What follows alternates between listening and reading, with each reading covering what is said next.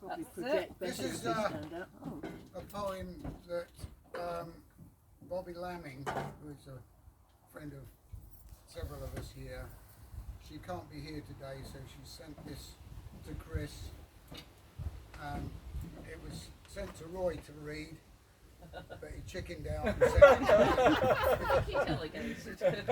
Delegated upwards. Delegated, yeah. It's 3 pages long. No, 4 pages. It's a big font though, Gary, isn't it? Oh, your failing eyesight. 4 pages long. So if you want to, shall I read half of it and then you have a break? Can you pass it around? We'll all read part of it. Oh, we could share it. It's called Alphabetical Chris.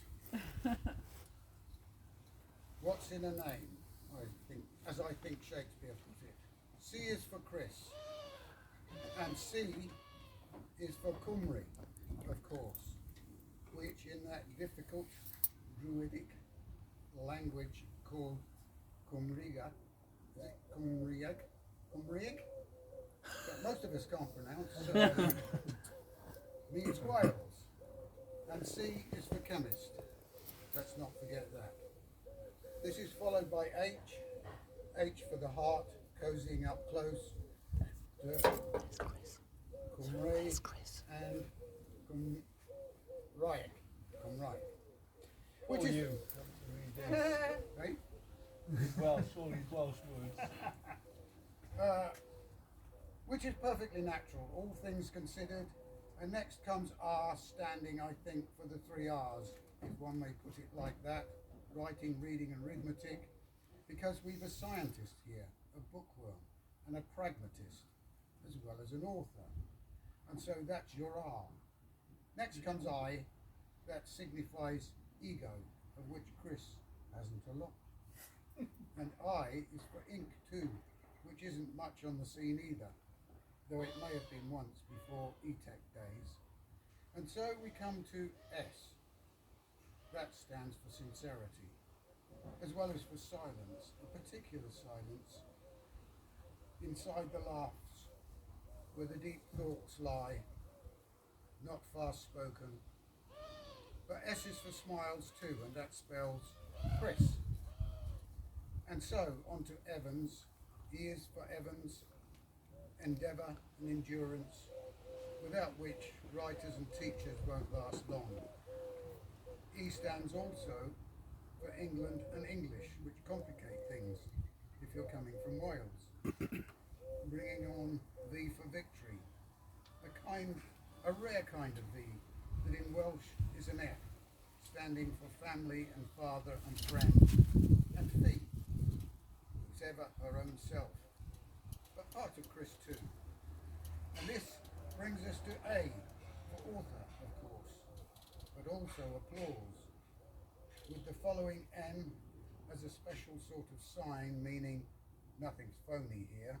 And so back to S and more smiles, and again a few songs too.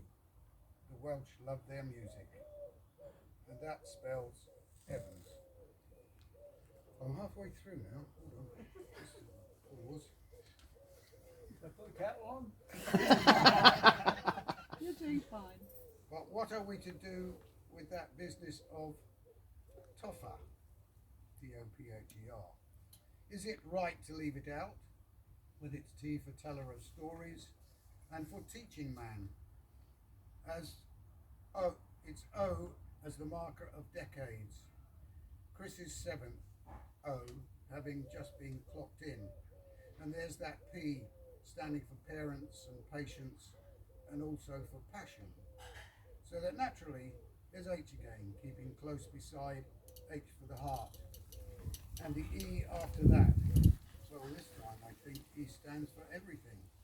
All that the heart holds on one side, which on the other side is held by an R. Or rather those 3 again. You still with me? Reading, writing and arithmetic. Yes, we're back to those. Spell them how you will and forget about the dictionary. A soul will always know what those words mean. And there's the riddle of it. The meaning of words is not too difficult, and letters make up words. They can even spell for us a full name, Christopher Evans. But letters never spell a whole. Never spell a whole full person, and certainly can't for Chris.